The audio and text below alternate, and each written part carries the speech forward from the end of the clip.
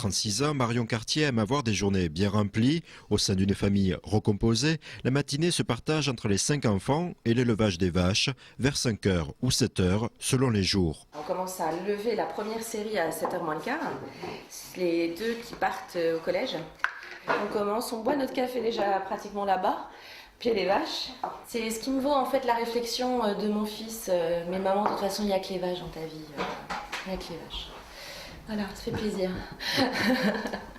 Après une formation en biologie, cette Parisienne, fille unique, a trouvé sa passion professionnelle à la ferme. Au départ, j'étais un peu comme toutes les Parisiennes. J'arrivais avec mes petites chaussures blanches, je trouvais que ça sentait extrêmement mauvais. Et puis, elles ont su m'apprivoiser. J'ai vraiment aimé ce métier qui est passionnant en fait. Je suis venue manger à Indiana, qui est mon cadeau de Saint-Valentin, il y a 2 ans en fait.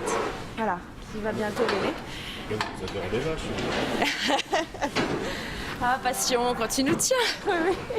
Marion aime apprendre. Elle projette d'ailleurs d'obtenir une validation de ses acquis professionnels. Organisée, Marion n'a pas pour autant le sentiment d'être une superwoman. Sur le trajet de l'école, elle avoue n'avoir pas encore réussi à trouver une solution pour les multiples tenues de la journée. Je vois, il y a des jours où on jongle entre l'élevage, entre les réunions, mais on peut changer jusqu'à 6 fois par jour.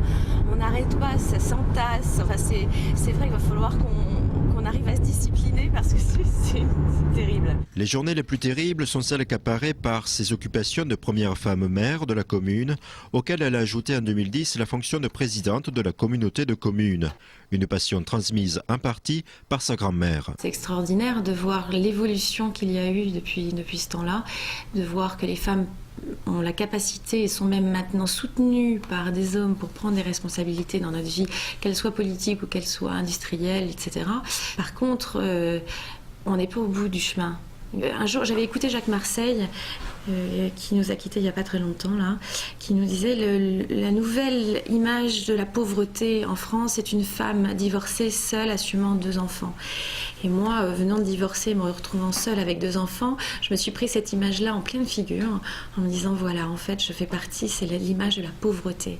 Et je trouvais ça extrêmement grave, extrêmement dur, et donc j'avais vraiment envie de m'investir pour que ça change. La seule peur de Marion, c'est la mort. Du coup, elle mène une vie riche de projets pour sa commune, de rencontres avec les habitants et de sérénité auprès des bêtes.